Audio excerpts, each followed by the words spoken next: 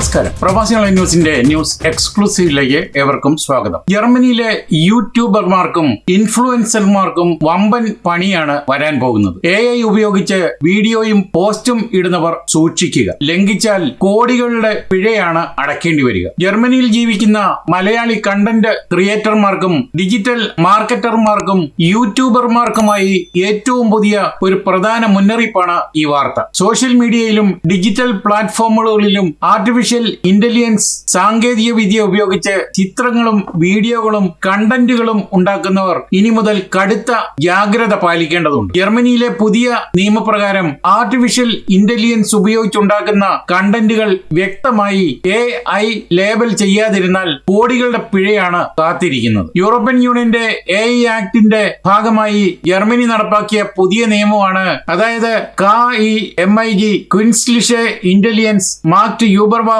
ഗസറ്റ്സ് artificial intelligence market surveillance act എന്നാണ് ഇതിനെ അറിയപ്പെടുന്നത്. ഓഗസ്റ്റ് 2 മുതൽ പ്രാബല്യത്തിൽ വന്ന ഈ നിയമത്തെക്കുറിച്ചും നിങ്ങളുടെ സോഷ്യൽ മീഡിയ പേജുകളെ ഇതെങ്ങനെ ബാധിക്കും എന്നതിനെ കുറിച്ചും ആണ് ഇവിടെ വിവരിക്കുന്നത്. ആർക്കൊക്കെയാണ് ഈ നിയമം ബാധകമാകുന്നത്? നിങ്ങൾ ജർമ്മനിയിലിരുന്നാണ് സോഷ്യൽ മീഡിയ കണ്ടന്റുകൾ ഉണ്ടാക്കുന്നതെങ്കിൽ ഇനി പറയുന്നവർക്ക് ഈ നിയമം കർശനമായി ബാധകമാണ്. മോണിറ്റൈസ് ചെയ്ത അക്കൗണ്ടുകൾ യൂട്യൂബ് അല്ലെങ്കിൽ ഇൻസ്റ്റാഗ്രാം, ഫേസ്ബുക്ക്, ടിക്ടോക്ക് എന്നിവയിലൂടെ പണം സമ്പാദിക്കുന്ന ക്രിയേറ്റർമാർ, അതുപോലെ തന്നെ ഡിജിറ്റൽ മാർക്കറ്റർമാരും ഏജൻസികളും, ബിസിനസ് ആവശ്യങ്ങൾക്കായി AI ഉപയോഗിക്കുന്ന സ്ഥാപനങ്ങൾ, പബ്ലിഷേഴ്സും ബിസിനസ്സുകളും, അതായത് വാണിജ്യപരമായ ആവശ്യങ്ങൾക്ക് കണ്ടന്റ് നിർമ്മിക്കുന്ന എല്ലാവരും. അതേസമയം പണം സമ്പാദിക്കാത്ത, അതായത് നോൺ മോണിറ്റൈസ്ഡ് വ്യക്തിഗത അക്കൗണ്ടുകൾക്ക് ഇതിൽ നിന്നും ഇളവുണ്ട്. ഇനി നിയമത്തിലെ പ്രധാന വ്യവസ്ഥകൾ എന്തൊക്കെയാണ് ശ്രദ്ധിക്കേണ്ടത്? വാണിജ്യപരമായോ ബിസിനസ്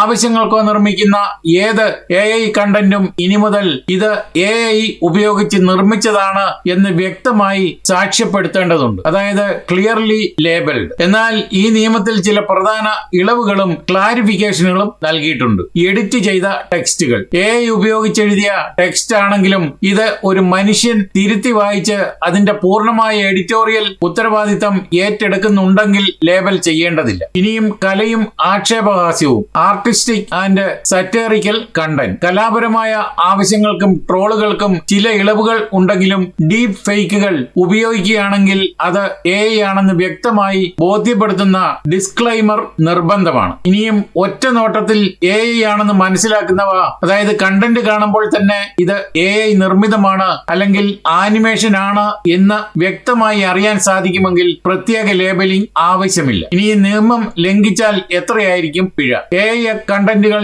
ലേബൽ ചെയ്യാതെ വായനക്കാരെയോ കാഴ്ചക്കാരെയോ തെറ്റിദ്ധരിപ്പിക്കുന്ന രീതിയിൽ പോസ്റ്റ് ചെയ്താൽ വമ്പൻ സാമ്പത്തിക ശിക്ഷയാണ് നിയമം വ്യവസ്ഥ ചെയ്യുന്നത്. AI ലേബൽ ചെയ്യാതിരുന്നാൽ പരമാവധി 1.5 കോടി യൂറോ, അതായത് 15 മില്യൺ യൂറോസ് അല്ലെങ്കിൽ കമ്പനിയുടെ ആഗോള വിറ്റുവരവിന്റെ 3% വരെ പിഴ ലഭിക്കാം. ഇനിയും വ്യാജവും അപകടകരവുമായ രീതിയിൽ ജനങ്ങളെ തെറ്റിദ്ധരിപ്പിച്ചാൽ, അതായത് മാനിപ്പുലേറ്റീവ് AI, പരമാവധി 3.5 കോടി യൂറോ അല്ലെങ്കിൽ 35 മില്യൺ യൂറോസ്. ഇനിയും അതുമല്ലെങ്കിൽ വിറ്റുവരവിന്റെ 7% വരെ പിഴ ലഭിക്കാം. ചെറിയ രീതിയിലുള്ള വീഴ്ചകൾക്ക്, സാങ്കേതിക ഡോക്യുമെന്റേഷനുകളിലെ വീഴ്ചകൾക്ക് പരമാവധി 50,000 യൂറോ വരെയാണ് പിഴ. ഇനി മറ്റൊരു കാര്യം ശ്രദ്ധിക്കേണ്ടത്, ഇത് നിയമത്തിലെ ഏറ്റവും ഉയർന്ന ശിക്ഷാ തുകയാണ്. ചെറുകിട ക്രിയേറ്റർമാർക്കും വ്യക്തികൾക്കും അവരുടെ വരുമാനത്തിനും തെറ്റിന്റെ വ്യാപ്തിക്ക് അനുസരിച്ചുള്ള പിഴത്തുക കുറവായിരിക്കും. ഇനി ആരാണിത് പരിശോധിക്കുന്നത്? നടപടികൾ എന്തൊക്കെയാണ്? ജർമ്മനിയിലെ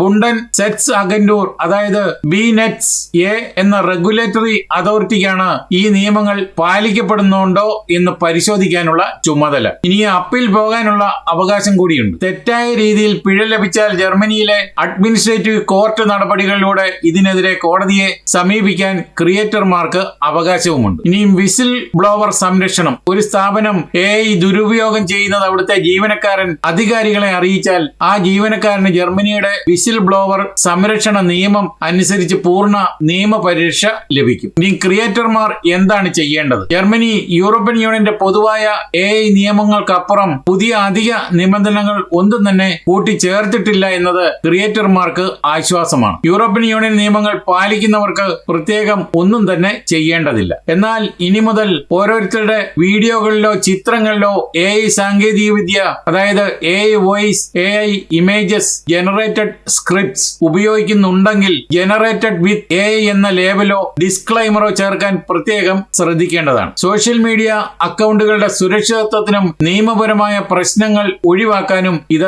അത്യാവശ്യമാണ്. അതുകൊണ്ട് തന്നെ പ്രവാസി മലയാളികൾ ജർമ്മനിയിൽ താമസിക്കുന്നവരാണെങ്കിൽ ഈ വിവരങ്ങൾ മറ്റ് ക്രിയേറ്റർ സുഹൃത്തുക്കളിലേക്കും പങ്കുവയ്ക്കുക. പ്രവാസി ലോകത്തെ വാർത്തകളും വിശേഷങ്ങളും തത്സമയം അറിയാൻ പ്രവാസി ഓൺലൈൻ സബ്സ്ക്രൈബ് ചെയ്യുക. ഇതോടെ എക്സ്ക്ലൂസീവ് പൂർണ്ണമാവുകയാണ്. നിങ്ങൾ നൽകി വരുന്ന എല്ലാവിധ പിന്തുണകൾ ഹൃദയപൂർവ്വം നന്ദി അറിയിച്ചുകൊണ്ട് നമസ്കാരം.